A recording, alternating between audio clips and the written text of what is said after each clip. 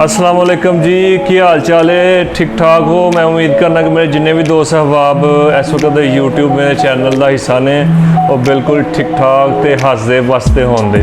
तो यारो की हाल चाल है? तो अगर तुम साडा चैनल सबसक्राइब नहीं किया तो चैनल कर लो सबसक्राइब, तो बैल आइकन दे कर लो क्लिक, ताकि आने वाली सारिया वीडियोज़ तुहाडे तक पहुँच सकन। तो 2 दिन तकरीबन मैं वीडियो नहीं पाई, तो ओदी वजह यह सी कि अल्लाह ताला ने अपनी खास करम किया। अल्लाह ताला ने मैनू बेटा अता किया, तो अलहमदुलिल्लाह दा बड़ा करम होया। तो दूसरी गल है, दूसरी खुशखबरी है कि मेरे चैनल ते 1000 सबसक्राइबर पूरा हो गया अलहमदुलिल्लाह जी। काफ़ी मेहनत तो बाद मेरे चैनल ते 1000 सबसक्राइबर अलहमदुलिल्लाह पूरा हो गया। तो 2 खुशखबरियाँ मैनू अलहमदुलिल्लाह इक्को दिन ही मिलियां ने। तो अल्लाह का बड़ा बड़ा एहसान है तो शुक्र है। तो मैं बड़ा शुक्रगुजार अपने दोस्तों का कि जिन्हें मैंने सपोर्ट की तो मेरे नाल खड़े रहे। तो अज कुछ साढ़े घर मेहमान आए ने माशाल्लाह बेबी नूं देखण।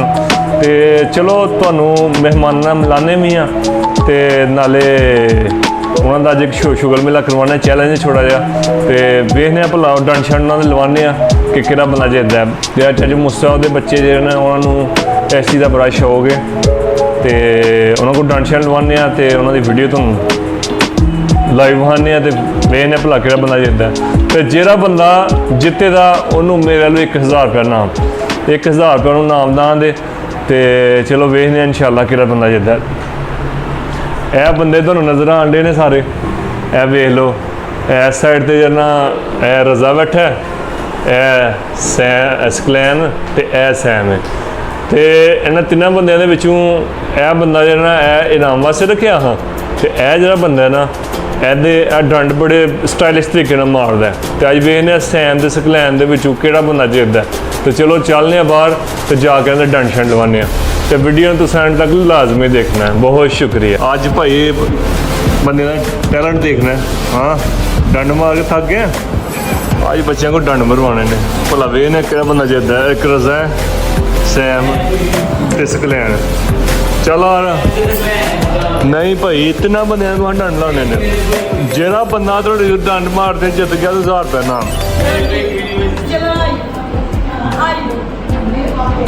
नहीं चलो एक भी नहीं बजना। आयो आयो 3 बंद जो डंड मारे तो ज्यादा उन्होंने 1000 रुपया नाम। खलोइया मैं बट्टो 1000 रुपया कट के थोड़े सामने नजर ना। हाँ हाँ हाँ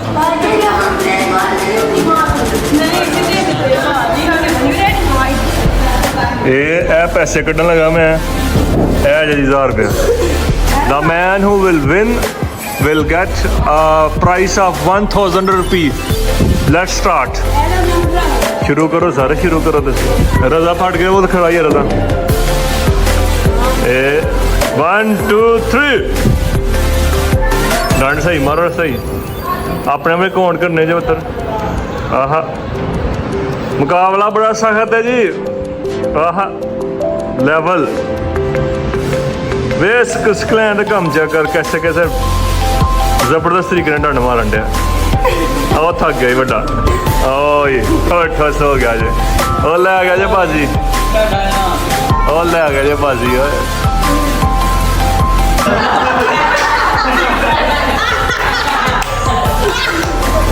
लो जी नाम देना रज़ा के जरिए दवावां दे बच्चों को। रज़ा क्या जिते नाम फड़का दो हथ उत्ते घर का हैर हो गई जे। लो यार तस्वीर थोड़ी बनाई है यार, पैसे सामने कर इंज नहीं दूसरे तरीके खोल